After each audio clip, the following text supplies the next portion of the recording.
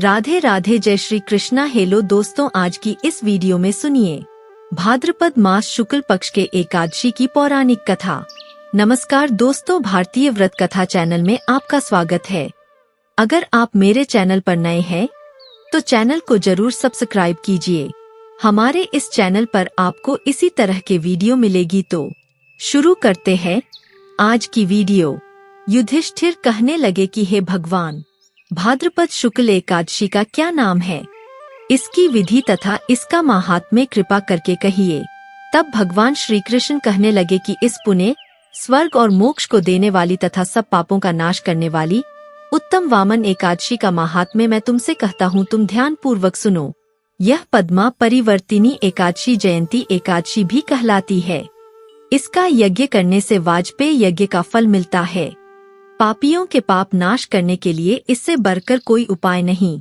जो मनुष्य इस एकादशी के दिन मेरी वामन रूप की पूजा करता है, उससे तीनों लोग पूज्य होते हैं। मोक्ष की इच्छा करने वाले मनुष्य इस व्रत को अवश्य करें। जो कमलनयन भगवान का कमल से पूजन करते हैं, वे अवश्य भगवान के समीप जाते हैं। जिसने भाद्रपद शुक्ल एकादशी को व्रत और पूजन किया, उसने ब्रह्मा विष्णु सहित तीनों लोकों का पूजन किया। हरिवासर अर्थात एकादशी का व्रत अवश्य करना चाहिए। इस दिन भगवान करवट लेते हैं, इसलिए इसको परिवर्तिनी एकादशी भी कहते हैं। भगवान के वचन सुनकर युधिष्ठिर बोले कि भगवान, मुझे अति संदेह हो रहा है कि आप किस प्रकार सोते और करवट लेते हैं तथा किस तरह राजा बलि को बांधा और वामन रूप रखकर क्या क्या लीलाएं की। चातुर्मास के व्रत की क्या विधि है तथा आपके शयन करने पर मनुष्य का क्या कर्तव्य है, सो आप मुझसे विस्तार से बताइए। श्री कृष्ण कहने लगे कि हे राजन, अब आप सब पापों को नष्ट करने वाली कथा का श्रवण करें। त्रेतायुग में बलि नामक एक दैत्य था। वह मेरा परम भक्त था। विविध प्रकार के वेद सूक्तों से मेरा पूजन किया करता था और नित्य ही ब्राह्मणों का पूजन तथा यज्ञ के आयोजन करता था। लेकिन इंद्र से द्वेष के कारण उसने इंद्रलोक तथा सभी देवताओं को जीत लिया। इस कारण सभी देवता एकत्र होकर सोच विचार कर भगवान के पास गए। बृहस्पति सहित इंद्रादिक देवता प्रभु के निकट जाकर और नतमस्तक होकर वेद मंत्रों द्वारा भगवान का पूजन और स्तुति करने लगे। मैंने वामन रूप धारण करके 5वां अवतार लिया और फिर अत्यंत तेजस्वी रूप से राजा बलि को जीत लिया। इतनी वार्ता सुनकर राजा युधिष्ठिर बोले कि हे जनार्दन, आपने वामन रूप धारण करके उस महाबली दैत्य को किस प्रकार जीता।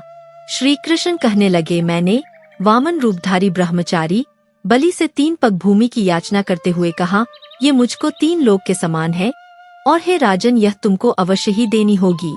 राजा बलि ने इसे तुच्छ याचना समझकर 3 पग भूमि का संकल्प मुझको दे दिया और मैंने अपने त्रिविक्रम रूप को बढ़ाकर यहाँ तक कि भूलोक में पद, भुवरलोक में जंघा, स्वर्गलोक में कमर, मह लोक में पेट, जनलोक में हृदय, यमलोक में कंठ की स्थापना कर सत्यलोक में मुख, उसके ऊपर मस्तक स्थापित किया। सूर्य, चंद्रमा आदि सब ग्रहगण, योग, नक्षत्र, इंद्रादिक देवता और शेष आदि सब नागगणों ने विविध प्रकार से वेद सूक्तों से प्रार्थना की। तब मैंने राजा बलि का हाथ पकड़कर कहा कि हे राजन, एक पद से पृथ्वी, दूसरे से स्वर्गलोक पूर्ण हो गए। अब तीसरा पग कहाँ रखूं? तब बलि ने अपना सिर झुका लिया और मैंने अपना पैर उसके मस्तक पर रख दिया, जिससे मेरा वह भक्त पाताल को चला गया। फिर उसकी विनती और नम्रता को देखकर मैंने कहा कि हे बलि, मैं सदैव तुम्हारे निकट ही रहूंगा।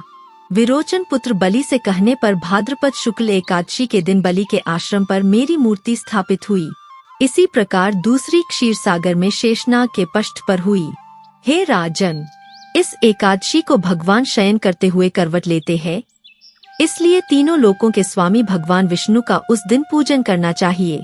इस दिन तांबा, चांदी, चावल और दही का दान करना उचित है।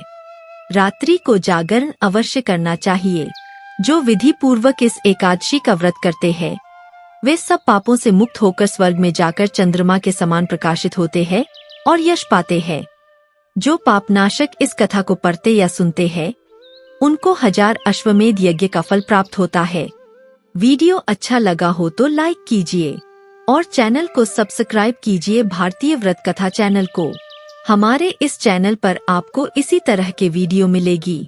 राधे राधे। जय श्री कृष्णा। राधे राधे।